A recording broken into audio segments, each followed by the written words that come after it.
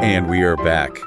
Hello, everyone, and welcome back to Sip&Talk. Hello. Good morning, good afternoon, good evening, wherever you are in the world. It is so good to be back. It is. I am feeling particularly caffeinated today. I can tell. You're vibrating. What is in that cup? This is a Panama Geisha pour-over. I brewed it at exactly 93 degrees Celsius. It's precision in a cup. Oh my gosh, you and your science experiments. It looks like tea. I've got a triple shot espresso that could probably launch a small rocket. I'm ready to go. I feel like I'm the accelerator and you're the brake pedal. Someone has to be. If I let you host this alone, it would just be 45 minutes of excited gasping and sound effects. And it would be brilliant, unfiltered art.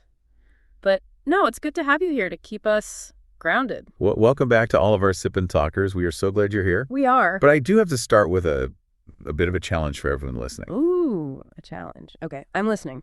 I'm serious. We need you all to start sending in some really tough topics. Ask us about the history of garden gnomes, the ethics of competitive cheese rolling, anything. Why? What's going on? Because if you don't, this show is going to be completely taken over by our invisible third host. Oh, Mickey. He's like the ghost in the machine, isn't he? Except instead of haunting us, he just sends us these panicked 3 a.m. text messages. He really does. And he's thrown another one at us today. And to be fair, it's a huge one. It's a really good one, actually. It is. So, okay, let's set the scene. Mickey has his YouTube channel, and his whole vibe is very, what's the word? Raw. Extremely raw. Almost aggressively so. Yeah, he doesn't do the fancy drone shots or the cinematic color grading. He says, and I quote, "Real life isn't color graded, Sonny." I mean, he's not wrong. Right, but he's having this crisis. He's asking us, does unpolished mean no traffic? He's basically terrified that because he can't or, he won't make his videos look like a blockbuster movie trailer. He's just doomed. It's a massive question. I mean, we all know there are formulas for viral videos, right? We've seen them. Yeah. The fast cuts, the captions, the sound effects. The whoosh sounds. So many whoosh sounds. So many. But Mickey is asking a deeper question. Are those formulas, are they actually any good? Or are they becoming a problem? I have such a strong feeling about this. I think when something is too polished, it feels like a commercial. It creates this distance between you and the person on screen, and you lose that human touch. Absolutely. And look, we should probably mention for anyone new tuning in. Oh, yes, the humble brag. We were recently nominated as a top 100 podcast. We were. We got the little badge and everything. So, we have some ground to stand on here. We've thought about this a lot for our own show. We have. We're not just screaming into the void. We are screaming into a very prestigious award-nominated void. Exactly. So today, we are going to get into it. We're calling this one The Era of Visual Fatigue, Why Raw is the New Premium. Ooh, I love that. Visual fatigue. I think I have a chronic case of that. Yeah, you probably do. So let's start with the diagnosis. What is the state of content consumption in, 2026? You were complaining about this right before we hit record. Oh my God, yes. Okay, I was scrolling through Reels or Shorts, whatever, and I felt physically tired afterwards. Tired. Exhausted. It's like every half a second there's a zoom, a cut, a caption pops up and bright neon yellow, a sound effect goes off. It's like having fireworks shot directly into my eyeballs for 15 minutes straight. It's sensory overload for sure. It's more than that. I think it's visual anxiety. It feels like the creator is just terrified, absolutely petrified, that if my brain has 1 single second of quiet, I'll scroll away. So they're just force-feeding me this visual candy. And does it work? Do you remember the video? That's the crazy part. Half the time I finish the video and I have zero memory of what the person actually said. I was too busy trying to read the flying text and process the 10 jump cuts. I call it the eye cramp. The eye cramp. It's very descriptive. But, that's an emotional reaction, but there's actually data to back this up. Oh, good. Bring out the spreadsheets. It's not just you being grumpy. There's a real neurological reason for this. In the past, say 5 or 6 years ago, all those tricks, the B-roll, the effects, what they called retention editing, they worked. Right, the Sam Colder era, those beautiful travel vlogs with the insane transitions. Exactly. Back then, that stuff absolutely boosted your AVD, your average view duration. Mm-hmm. The logic was, keep the viewer's brain stimulated with novelty and won't click away. Yeah. But our brains adapt. We're seeing reports now, I think The Verge did a piece on this, showing that style is having diminishing returns, that visual fatigue you're talking about is real. So we just got used to it, like a drug. Precisely. We built up a tolerance. The dopamine hit we used to get from a cool transition is gone. So now creators feel like they have to edit even faster and more aggressively to get the same effect. Which just makes the anxiety worse for everyone. For the creator and the viewer. It's a race to the bottom of our attention spans. And what's really interesting is that the data is showing a shift. People are starting to gravitate towards longer, more live stream style conversational content. Videos with way fewer cuts. Yes. Oh my gosh, that's exactly it. It feels like a relief, like taking off a pair of really tight shoes at the end of a long day. You just want someone to sit and talk to you. Okay, I know you love an analogy. You must have one for this. I have the perfect food analogy for this. I'm ready. Okay. Highly polished content. That's fast food. It is scientifically engineered to be addictive. Salt, sugar, fat. It gives you this massive, immediate dopamine hit. But what happens 10 minutes later? You feel kind of empty. And a little bit gross. Exactly. You feel empty. And you don't respect the chef. You consumed a product. Okay, so what's the alternative? Raw content. That's like finding a little private kitchen. Yeah. Omakase spot. There's no flashy sign. The decor might just be a simple wooden counter. Yeah. But the ingredients are real. The chef is right there talking to you, telling you about the fish. It's an experience, not just a transaction. It's an experience, and you go back because you trust the chef, not because their sign was the brightest. Raw doesn't mean it's sloppy. It just means the emotional value is more important than the visual value. I like that. The emotional value replaces the visual value. Yeah. But let's push back on that a little. Oh, here we go. Devil's advocate. For Mickey's sake, Yeah. we can't just fall into this trap of saying, oh, editing is bad just because it's hard or because we don't like it. That's Yeah. just sour grapes. Hey, I could edit a blockbuster movie if I wanted to. I just choose not to for my own artistic integrity. Of course you could. Well. But let's break this down into two distinct schools of thought. First, the polished school. Why does it still exist? Its logic is pretty sound, actually. Okay, defend the fast food. It uses visual stimuli to retain the brain passively. You don't have to work to watch it. You just absorb it. The pros are obvious. You get high completion rates. And for certain things, it's way better. Tutorials. If I'm trying to fix a leaky faucet, I don't want a 20-minute, one-take video of you philosophizing about water. I want fast cuts.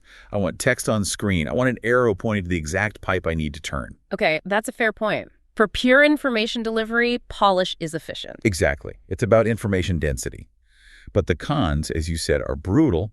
The production time is insane, and creator burnout is a huge, huge risk. And there's a new threat now, 2026, isn't there? The biggest one yet, AI. I think it was Bloomberg that pointed out how AI editing tools have made polish incredibly cheap. Right. Anyone can just type a prompt and get a cinematic drone shot now. It's the classic line. If everyone is special, no one is. If every video looks like a Hollywood movie, then that style stops being impressive. It just becomes the baseline. That is so true. When I see a video that's too perfect now, my first thought isn't, wow, what an artist. It's, I wonder which AI tool they used. It devalues the craft. Yeah. Which brings us to the other side. The raw or authentic school. The omakase chefs. The omakase chefs. Their logic is completely different. It's not about passive retention. It's about actively building what they call parasocial relationships. Can we define that really quickly? Because that term gets thrown around a lot. Sure. A traditional media relationship, like with movie stars, is one way. You admire them from a distance. A parasocial one feels two-sided, even though it isn't. You feel like you know the person, like they're your friend. It's intimacy at scale. Perfectly put. And the pros for the creator are huge. Lower production costs, for one. You can post way more often, which builds that feeling of friendship. Okay, but the con, this is the part that Mickey's terrified of. The con is that it demands an extremely high level of personal charisma and content depth. You can't hide behind the editing. You are completely exposed. If your ideas are weak, or if you're frankly a bit boring, there's nothing to cover that up. You're just boring in 4K. Ouch. That's the nightmare. But here's the 2026 advantage, and I think the New York Times wrote about this. In an era saturated with AI, human imperfection is now the scarcest resource. Your flaws, your stutters, your messy background, that's the new luxury good. Flaws are the new luxury goods. Oh my God, I need that on a pillow. We'll add it to the merch store. But this gets to the core of Mickey's problem. If raw is so great, why isn't his channel taking off? Yeah, he's definitely raw, but he's not going viral. What's he doing wrong? This is what I call the cold truth analysis. If his raw content isn't working, it's not because it's unpolished. It's because he's missing the 3 fundamental pillars of good raw content. Okay, lay it on us. Pillar number 1. Audio purity. This is non-negotiable. You can have a shaky, out-of-focus video shot on a flip phone, but you absolutely cannot have bad audio. Why is audio so much more important? It's about psychology. When you watch a screen, you're a spectator. But when you listen to audio, especially with headphones, the sound is literally inside your head. It triggers intimacy. It feels like they're right there with you. Exactly. And if that audio has a lot of room echo or wind noise, or it's just tinny, your brain subconsciously registers that as distance. It breaks the spell. It pushes the speaker away from you. So when Mickey uses his camera's built-in microphone from 10 feet away... It sounds like he's yelling at you from across a parking lot. And our brains are wired to interpret that as impersonal, even threatening. It's stressful to listen to. Mickey, if you're listening, stop buying new lenses. Buy a good microphone. Okay, so audio purity is number 1. Got it. What's the second pillar? Pacing, or what I call the invisible edit. Just because you're not using flashy transitions doesn't mean you're not editing. You can't just hit record, ramble for an hour, and upload the raw file. Right, you still have to shape it. You have to shape the thought. In raw content, you edit for clarity of mind, not for visual stimulation. You use silence. You use a pause for dramatic effect. You leave in the sound of a breath to show you're thinking. It's like a comedian's timing. The pause before the punchline is everything. 100%. Polished videos cut out every single breath to create this frantic, nonstop pace. But in a good raw video, the breath is part of the content. It's the proof of life. It gives the listener a moment to absorb what you just said. To think along with you. Yes. And the third pillar, this one is crucial, the in-scene hook. The first 3 seconds, the bane of every creator's existence. In a polished video, you can use a flashy title card or a quick montage to hook people. You don't have that luxury in a raw video. So your opening lines, your core idea, has to be incredibly sharp. You can't spend 2 minutes saying, hey guys, what's up? Sorry I haven't posted in a while. Absolutely not. You have to start in the middle of the action. Your hook has to be intellectual, not visual. It can't be, watch this cool explosion. It has to be, here's why you've been thinking about money all wrong. I would totally click on that. Right. Mickey's problem is that he sort of meanders into his topic. He's relying on his charm to carry the first few minutes, but he hasn't earned the audience's patience yet. Okay, so that's the cold, hard, logical advice. Audio, pacing, hook. Can I jump in with some of the warm aesthetic advice? Please. He needs some warmth. He films in a garage. He does. It looks like a hostage video. Okay, so my big thing is curated simplicity. Raw does not mean messy. It's not about having a huge pile of laundry in the background. Unless the video's about laundry. Even then, fold it, make it look nice. It's about creating a feeling. The setup needs warm lighting. Just one lamp, Mickey, please. A warm lamp. And you need to make eye contact with the lens. It has to feel like you're sitting across the table having a coffee with the viewer. That presence is the product. That presence is everything. That's the one thing AI can't replicate, that feeling of, I am here with you right now. His fluorescent overhead lighting just screams, I am in a sterile, lonely room. We will personally buy him a lamp after this. We have to. But this all points to a much bigger context, right? This isn't just for Mickey's YouTube channel anymore. We're talking about the whole philosophy of algorithms and our relationship with media in 2026. Ooh, let's get philosophical. I love this. Let's talk about the AI Turing test and the uncanny valley of content. Okay, so I kind of touched on this. When a video is too perfect now, my brain literally rejects it. A switch flips, and I just assume it's fake. It's like a defense mechanism. It is. I start subconsciously searching for flaws. I'm looking for a slight stutter. I'm looking for the moment their eyes drift away from the camera. I'm waiting for their cat to jump on the desk. I need proof of life. That is the uncanny valley. 5 years ago, perfect editing meant this is a high-budget professional production. Today, in 2026, perfect editing just means this was probably made by a cheap AI. It's completely flipped. High def has become suspicious. It signifies a lack of humanity. We are now at a point where the only thing you can't convincingly fake is the messiness of being human. A glitch in the audio, a shaky camera move, those are becoming markers of authenticity. So our flaws are now our features. They're not just features. They're becoming premium signals. I read this piece in The Economist talking about the future of digital watermarks. They predict that a human-created tag will be something platforms offer as a premium feature. Your stumble over a word isn't a mistake to be edited out anymore. It's the evidence that proves you have a pulse. That is so wild. Mickey stumbles over his words all the time. He's the most human person I know. He's a goldmine of authenticity by that metric. Which leads to the next point. How do you monetize this? This is all about monetizing parasocial interactions. Ah, the business model. It always comes back to the business model. Think of it this way. Polished video is cinema. You, the audience, are looking up at the creator on a big screen. They are a star. Distant and untouchable. Exactly. Raw video, on the other hand, is FaceTime. The audience is looking at you on their level. You're not a star, you're a peer. And that changes everything. I mean, I don't really trust a movie star when they recommend a brand of soap. I assume they were paid millions of dollars. But if my best friend, or someone who feels like my best friend, tells me, hey, I've been using this soap and it's amazing, I'm way more likely to go out and buy it. That's the entire business model. It's built on a metric we can call trust density. Mickey might get fewer views on a video than some mega creator with a flashy edited style, but his conversion rate on a recommendation could be 10 times higher. So it's not about the number of eyeballs, it's about the quality of the relationship with those eyeballs. He's a friend, not a broadcaster. And in this economy, friendship sells a lot better than broadcasting. But this creates a huge tension, which is our next point. Algorithmic burnout versus art. Ugh, this is the one that gets me so frustrated. This constant pressure to feed the algorithm, this rule that you have to have a cut or a zoom every 0.5 seconds to maintain retention, it's soul-crushing. Are we artists or are we just slaves to the machine? It's a legitimate existential crisis for creators today. I just want to make something meaningful. But I feel this pressure to turn it into visual fast food just so the algorithm will show it to people. It's maddening. I get it. But the cold reality is the algorithm isn't some evil entity. It's a mirror. It just reflects our own collective subconscious. If we as users reward dopaminergic, fast-paced content with our attention, the algorithm's simply going to serve up more of it. So it's our fault, as the viewers. In a way, yeah, we vote with our thumbs every time we scroll. But there's a pivot happening, a big one.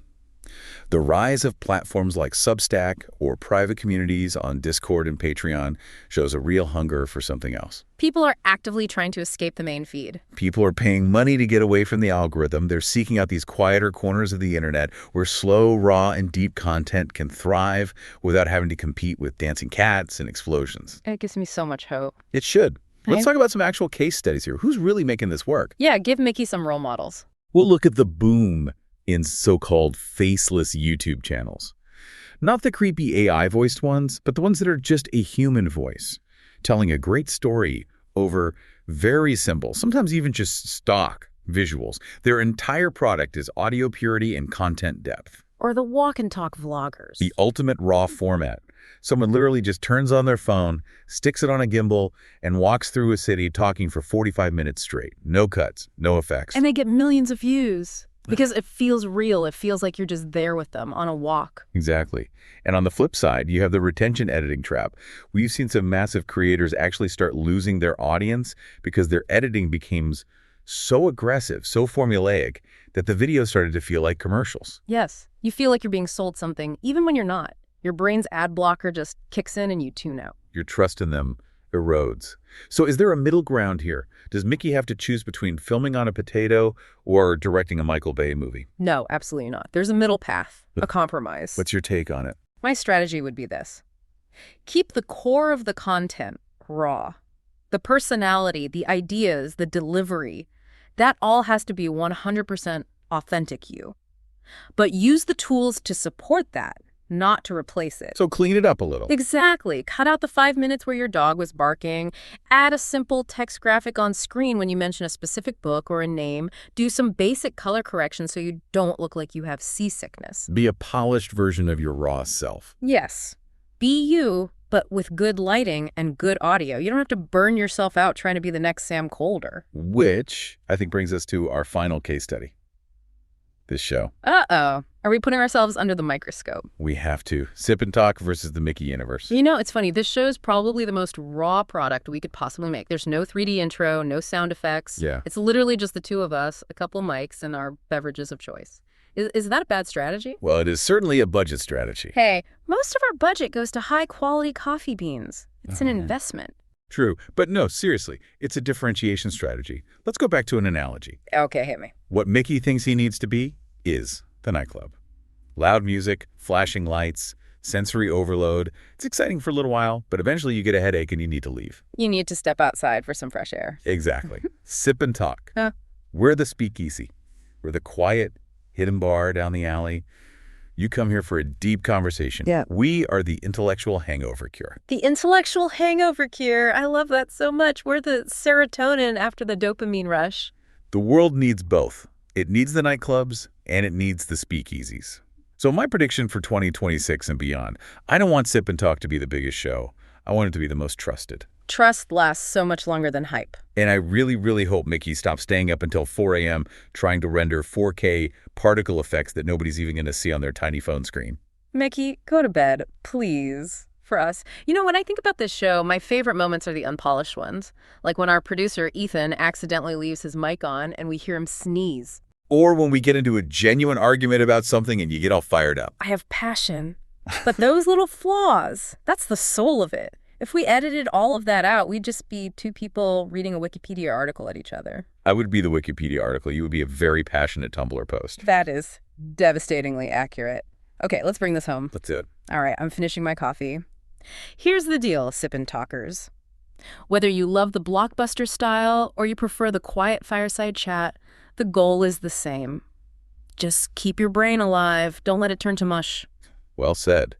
And on that note, we have 2 calls to action for you today. First, if you haven't already, please subscribe to Sip and Talk for more of the rough truth. We promise to keep it real and to keep the audio clean. And second, and this is important, go show some love to our friend, our muse, our chaos agent. Go subscribe to Mick's YouTube channel. It's called Mickey to Life. Yes.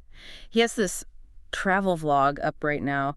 And yeah, it's a little shaky and the lighting is what it is, but he says some really beautiful things in it about feeling lonely in a big city. It's actually really good. It is. Go watch it. Leave him a comment and tell him we sent you. Give him some encouragement. Please do. And finally, we want to hear from you. Find us on social media or leave a comment on whatever platform you're using and answer this question for us.